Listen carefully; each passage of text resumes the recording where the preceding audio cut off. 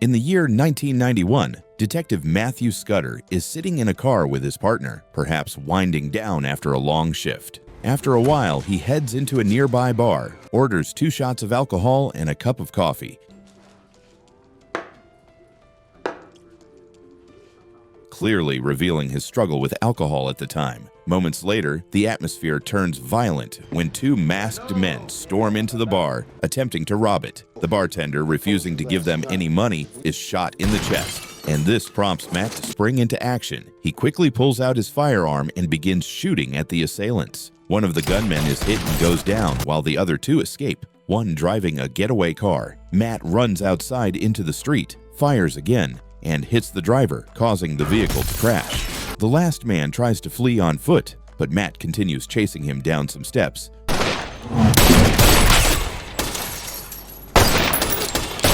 Shoots him in the leg to stop him, and ultimately kills him. This violent episode marks a significant turning point in Matt's life. 8 years later, Matt is no longer a detective and has now become a recovering alcoholic, trying to maintain a quiet and more controlled life. While sitting in a modest diner ready to enjoy a peaceful meal, a young drug addict named Peter approaches him nervously. Peter pleads with Matt to help his older brother, Kenny. This is my brother, He needs your help. What kind of help? Although Matt appears uninterested at first and hesitant to get involved, something about Peter's urgency convinces him to follow the young man. They travel to Kenny Christo's home, where Matt learns more about the situation. Kenny, aware of Matt's former experience as both a detective and private investigator, offers him a sum of $20,000 to track down the men responsible for kidnapping and killing his wife. Kenny explains that despite paying the ransom the criminals demand, they murder her anyway. She's dead. I paid them, but they killed her anyway. However, Matt quickly realizes that Kenny is involved in drug trafficking and refuses to take the case, not wanting to be connected to criminal enterprises. Later, when Matt returns to his apartment, he finds Kenny waiting for him outside, sitting in silence. Kenny tells Matt his wife's name is Carrie and insists with emotional sincerity that he truly loves her. He wants Matt to understand that she is not just collateral damage in a criminal life. You to think that I'm cruel or don't care. A flashback sequence reveals the horrifying moment when Kenny receives a call from the kidnappers demanding a ransom. They initially ask for $500,000, but Kenny attempts to negotiate, trying to offer $400,000. In response, the main kidnapper raises the amount to $1 million and makes a chilling threat to cut off one of Carrie's breasts and send it to him to prove they are serious. Terrified, Kenny complies and delivers the money to the location they specify. He is told to wait in his car and that Carrie will be released and returned to him, but she never comes.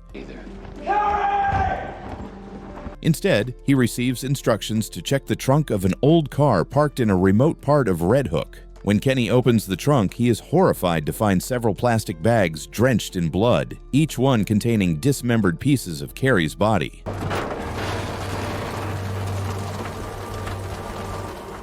Devastated, he later gives Matt a tape recorder that is found in the trunk. After Kenny leaves, Matt listens to the recording in private. The audio contains the disturbing sounds of Carrie being tortured and screaming in agony, solidifying the gruesome truth of her fate. Deeply shaken and now emotionally invested, Matt decides to take on the case and seek justice. He begins his investigation in Red Hook, asking around the neighborhood for any information or leads. Pulled out after Mrs. Christo, cut off the caddy.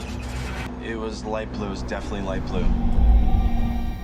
From what he gathers, the kidnappers may have connections to the DEA. Several residents say they see a van in the area around the time Carrie is taken, but no one seems to agree on the name written on it, suggesting that the criminals have been repainting the van regularly to stay hidden. Matt then visits the public library to look up news reports about other similar crimes. While researching, a sharp and curious young homeless boy named TJ approaches him. Matt invites TJ to help him with his research.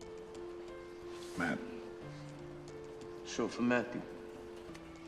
Together, they find disturbing articles about other victims, one named Marie Godeskind and another named Layla Anderson. In one case, a florist finds a severed leg in a dumpster. In another, multiple plastic bags containing human remains are discovered floating in a cemetery pond. Matt starts to bond with TJ and later takes him out for pancakes at the diner, forming a mentor-like relationship. Continuing the investigation, Matt goes to the cemetery to meet the groundskeeper, Jonas Lugan. Jonas appears emotionally fragile and admits that he finds the bags containing the woman's body. This was a helmet. It was a loan, which, if you know anything at all about helmets, is quite unusual. But has tried to block out the traumatic memory. He becomes upset when Matt brings up the event. Later, TJ secretly follows Matt as he makes his way to an apartment building to dig deeper into Layla's disappearance. Matt leaves TJ outside and visits Layla's fiancé, Ruben. He questions Ruben about the last time he sees Layla. Ruben says he is supposed to meet her at a cafe, but instead, he witnesses her being forced into a van by two men and a third accomplice. She used to meet me there sometimes. When I see two guys jump out of the van and grab her.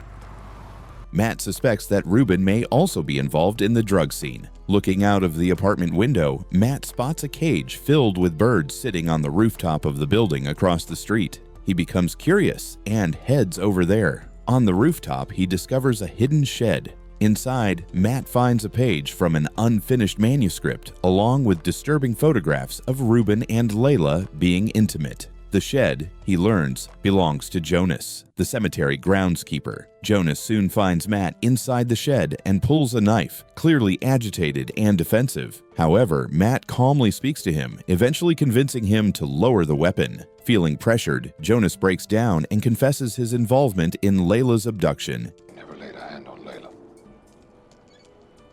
But the other two, they're the ones you better worry about. He reveals that he is the getaway driver for the two men, and admits he conspires with them. His twisted reasoning is that he doesn't like seeing Layla doing drugs with Ruben, so he thinks that taking her away from that life is somehow protecting her. Jonas is forced to drive to a remote location where he witnesses something truly horrifying. The main kidnapper brutally cuts open a woman's blouse and, in a twisted and sadistic tone, asks her which breast she prefers, saying he will cut off the other one. Deeply shocked and unable to cope with the terrifying scene, Jonas runs away, completely traumatized. Later, when Matt questions Jonas about the attacker's whereabouts, Jonas calmly feeds his birds and gives Matt a single name, Ray. Then, without warning, Jonas jumps off the rooftop and falls to his death, landing on a car. Meanwhile, the story moves to the two kidnappers, Ray and Albert, inside their house. They appear composed as they plan their next steps. During a casual drive, they pass the home of a drug dealer named Yuri Landau and spot his beautiful 14-year-old daughter, Ludmila, also called Lucia, walking her dog. She smiles and waves at them innocently, not knowing the danger they pose. Ray is immediately captivated by her youth and charm. Elsewhere, Matt visits a small store and asks the owner about a woman named Marie Godeskind. His search leads him to an apartment where the occupants, a man and his son, attack him without hesitation.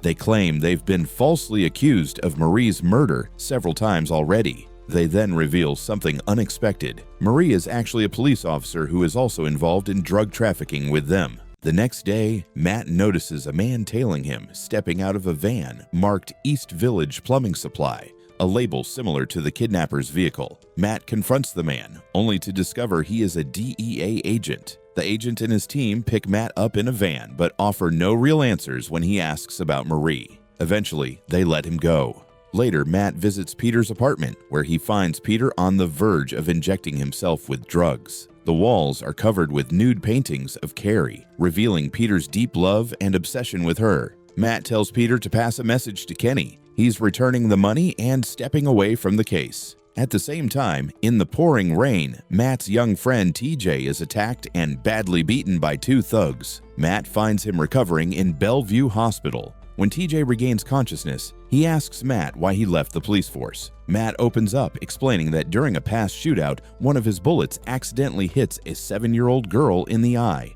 killing her instantly. This tragic mistake still haunts him and is the main reason he quits being a cop.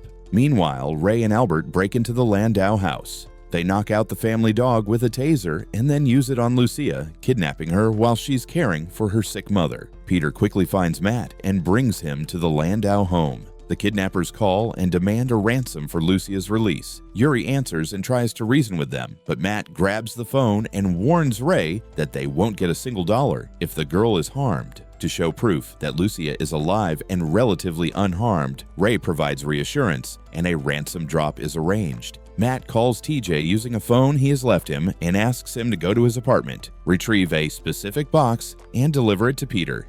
TJ and Peter bring the box to the Landau residence. Then, Matt, Kenny, Peter, Yuri, and TJ all head to a cemetery where the exchange is set to happen. Peter hides behind a row of tombstones with a rifle in hand. When the exchange begins, Lucia is returned to her father, though her hands are bloody. Ray coldly remarks that her injuries occur before any rules are discussed. Albert takes the ransom money but quickly discovers it is counterfeit. He tries to alert Ray, but Matt reacts first. He shoots Ray twice in the chest. Fortunately for Ray, he is wearing a bulletproof vest. In the chaos, Albert fires his weapon and hits Peter, while Matt manages to shoot Ray again, this time wounding him in the side. The two kidnappers flee the scene in their van.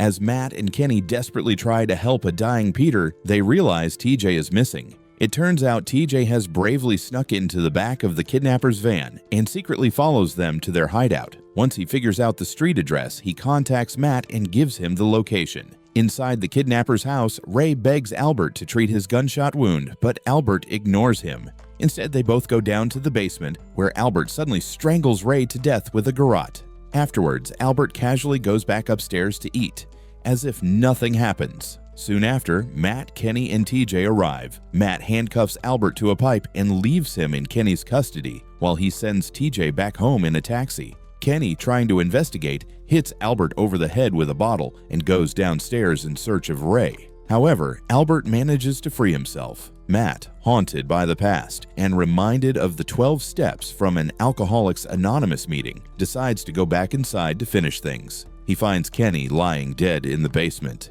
Albert suddenly attacks Matt, and a fierce fight breaks out between them. After struggling for a while, Matt finally gains the upper hand and shoots Albert in the head, killing him. Exhausted and emotionally drained, Matt returns home. He finds TJ peacefully sleeping on the couch. Nearby, he notices a drawing that TJ makes, a picture of himself as a superhero, full of hope and imagination. Matt then quietly sits down, reflecting on all that has happened, and slowly closes his eyes.